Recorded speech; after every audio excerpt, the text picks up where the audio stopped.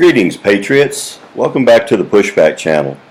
Just want to briefly talk about deep state. I know you've heard about things like New World Order, the NWO, the Illuminati, the global elite, globalists, the deep state. They're basically all pretty much the same entities or same core set of individuals. But when you hear about deep state, I want you to think about congressmen that have been there for many years. I want you to think about the intelligence community. Those people are typically employed for 20 or 30 years. The media, who wants to make a complete, lifetime out of breaking political news and writing articles about that.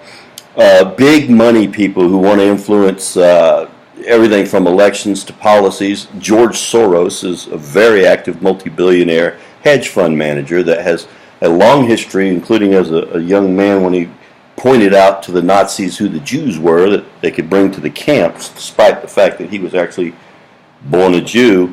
But the traders with big money like that who want to influence people, they've been around obviously a lifetime. And then I want you to think about somebody you rarely think about. I want you to think about the military as well, who usually have 20 to 30-year careers depending on where they fall in the ranking and system. So all of those people I've described to you have very long-term interests in working in their particular field.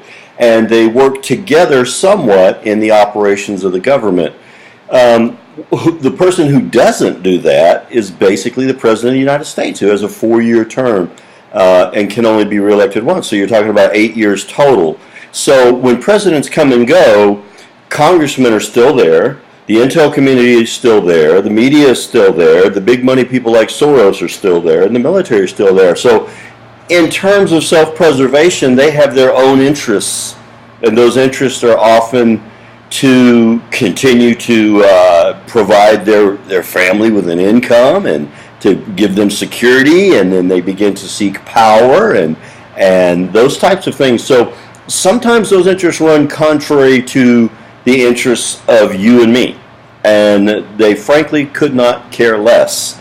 And in this case, what we see now going on with deep state is they are extremely ruffled at the fact that a nobody politician, a non-political person, a non-military person, a non-intel, somebody who did not come up through any of these deep state programs, all of a sudden becomes the head of one of the branches of government.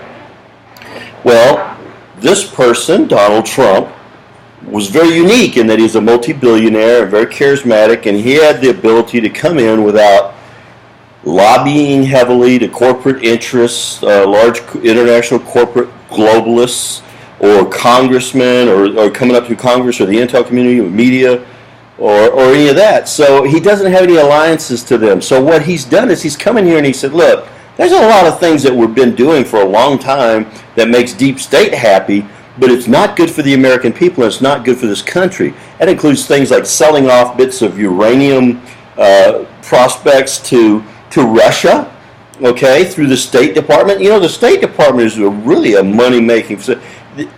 When you're in the State Department, for example, in the government, and you can be there for many years, your interests are completely different in some cases than they are for the American people. And one of the best examples I can give you is the sale of Uranium-1 being approved by Hillary Clinton after millions of dollars by those investors, by the way, were funneled into the Clinton Foundation.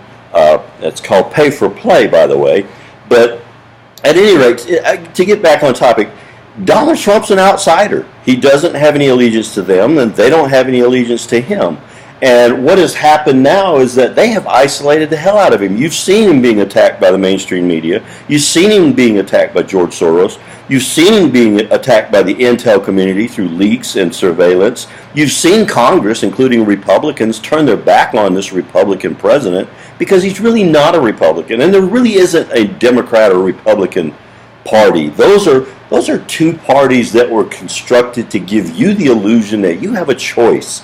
You do have a choice, but your choice isn't between Democrat and Republican. Your choice is between a nationalist and a globalist, a deep state person and a non-deep state person. That's your choice. Donald Trump has come in and he said, look, we're doing a lot of stuff like TPP and NAFTA and things that aren't good. The Paris Accord, the things are not good for our country, but they certainly are good for greasing the skids and people getting kickbacks in government and in Congress and in the intel community.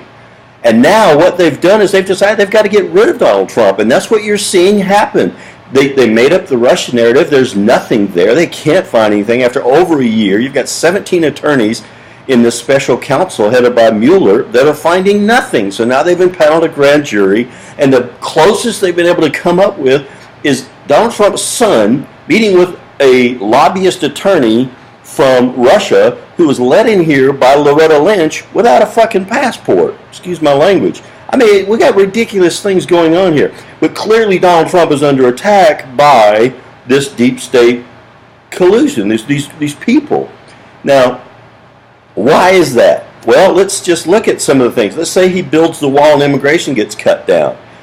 There's a lot of kickback money from immigration, everything from drugs to child trafficking to undocumented workers and laborers who are allowed to show up at polls and vote for Democrats with a card that was issued to them by people that, you know, are members of the deep state, because by having control of Congress, whether you're a Republican or a Democrat or whatever, it's easier to push laws and agendas, and you can even overpower the president. And I mean, there's a lot of reasons why these undocumented workers they want them to be here. But the main reason is because people like George Soros want to take over our country, just like they want to take over Europe. They want to have a one world government. They want to have a one world religion. They want to have a one world set of people. So America is so much more elevated worldwide, and the real crown jewel that has funded all this deep state globalism for so long, that they know it's going to be the hardest to take down, especially when we have the Second Amendment.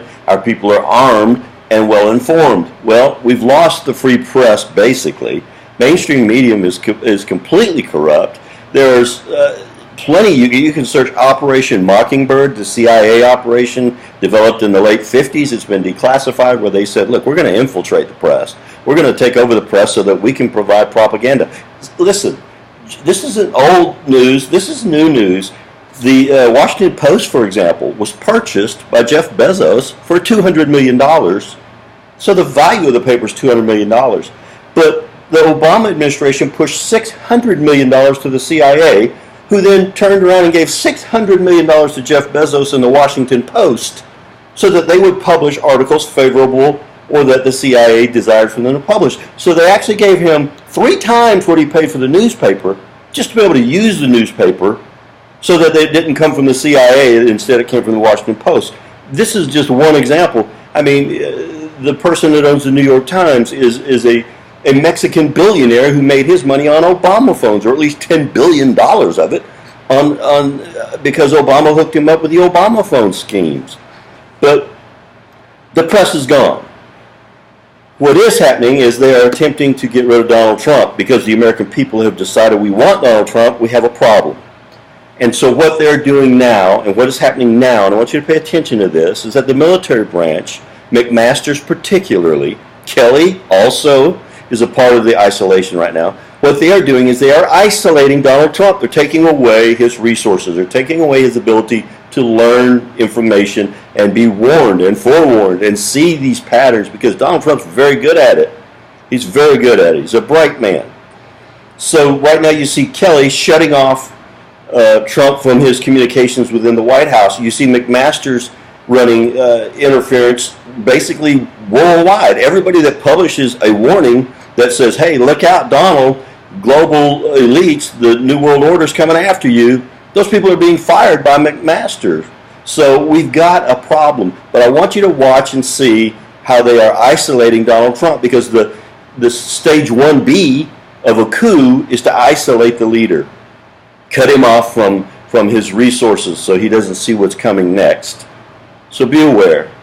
God bless you. Stay with the patriotic way. Listen, I don't care if you think like me. I just want you to think. So thanks for watching the Pushback Channel, and share this with your friends. Have a great weekend, folks.